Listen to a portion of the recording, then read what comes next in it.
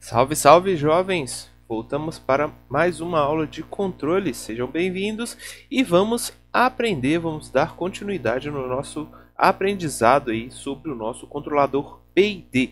Mas antes de já passar direto para o D, eu gostaria de relembrá-los e até observar aí uma característica importante que na última aula eu apresentei um sistema lá ficando instável. A gente vai desenvolver ele aqui, mas mais especificamente vamos falar aí do nosso controlador PI ou controlador proporcional integral. Então ele vai ter as duas partes proporcional, que é o nosso KP aqui, e também a parte integral aqui, que vai ser relacionado aí ao nosso KI. Então, isso daqui a gente já sabe, né, que a gente pode e tem essa possibilidade de fato de separar esses nossos controladores. Então, o que a gente está fazendo nesse caso de hoje? Estamos ativando aqui somente dois desses blocos. Continuamos com o D aqui ainda nebuloso, ainda sem muito conhecimento sobre ele. Mas, vamos lá, né? Matematicamente, se a gente fosse indicar aqui o nosso controlador proporcional integral, nosso controlador PI, a gente teria então a representação do KP ativa, ou seja, esse nosso KP ele vai ser um ganho maior do que zero. Este nosso KI também, ele também vai estar ativo, ou seja, o KI também apresenta um valor aí maior do que zero. E para a gente ignorar o KD, a parte derivativa desse nosso P e D, a gente simplesmente coloca o KD igual a zero, ou seja, estamos retirando essa parte. Olha, dessa equação, o que a gente consegue desenvolver, o que a gente consegue trabalhar com ela? Um ponto aqui muito importante. Na última aula eu falei para vocês, olha, a parte integral do nosso sistema, do nosso controlador, ele é responsável, por causa desse Szinho aqui embaixo, de introduzir uma integral nesse nosso sistema. Ou seja, um polo lá na nossa origem, no ponto 0, 0 do nosso plano S.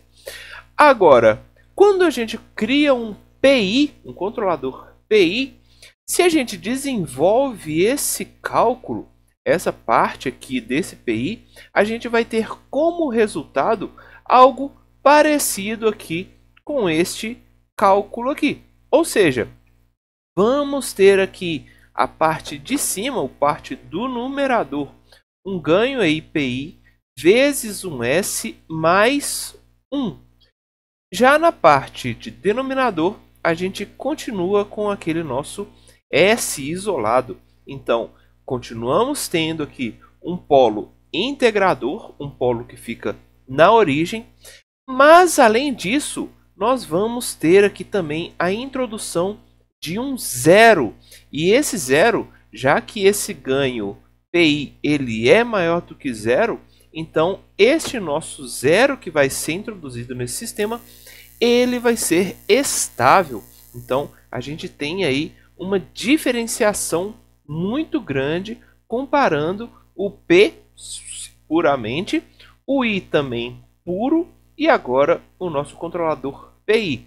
Então isso daqui já vai modificar e muito esse nosso sistema. Essa introdução desse zero e essa introdução desse nosso integrador.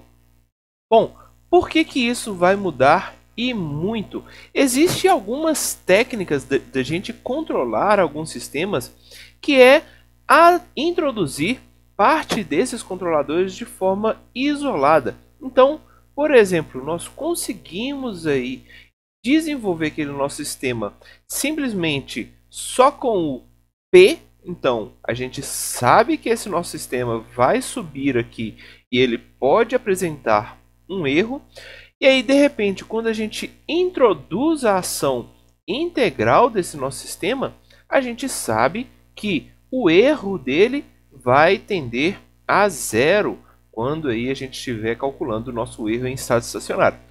Ou seja, nós temos o ganho referente aí ao nosso controlador proporcional. Todas as coisas boas desse controlador ainda existem, mas além disso, as coisas do integral também estão presentes. Então, olha, o nosso erro continua indo até zero. Mas agora a gente tem também a introdução de um zero nesse sistema. Olha só o que acontece, qual que é a resposta a partir deste zero que é introduzido. Então, a diferença, né, que a gente tinha do PI, do P isolado para o I isolado, agora que a gente vai ter o PI, é a introdução deste zero e esse zero estável.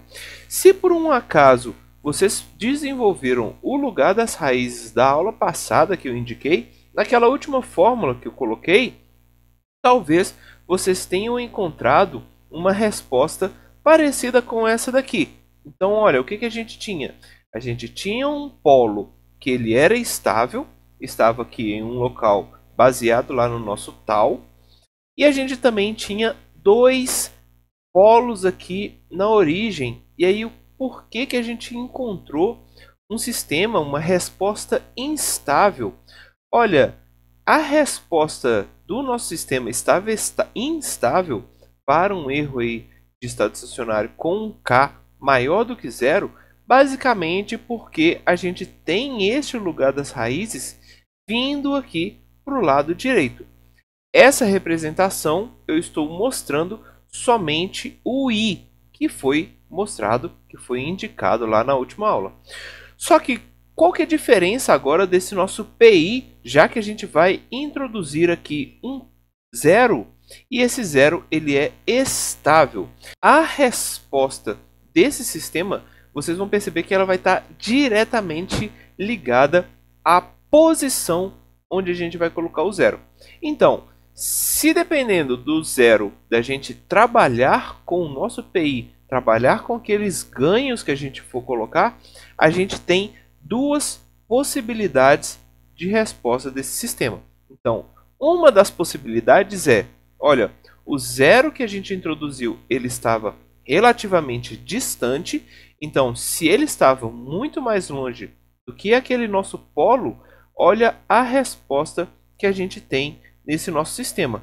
Então, esse conjunto, esse lugar das raízes, está ainda fazendo com que o nosso sistema venha aqui para o lado de instabilidade. Então, neste caso, a gente não teve nenhum ganho aí ao introduzir aquele nosso polo, aquele nosso PI.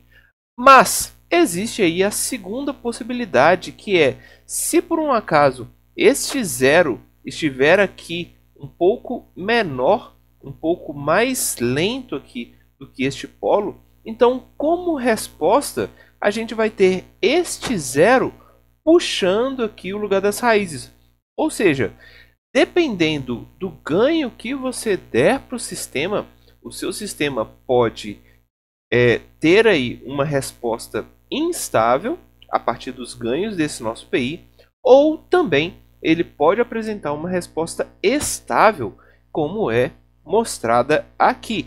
Então, continuamos tendo os ganhos, aquelas coisas boas que vêm do P e do I, mas além disso, a gente vai precisar trabalhar aí, vai precisar introduzir ganhos, valores de ganhos nesse nosso sistema com ainda muita inteligência, porque a gente tem a possibilidade agora de estabilizar o nosso sistema ou simplesmente continuar com ele instável.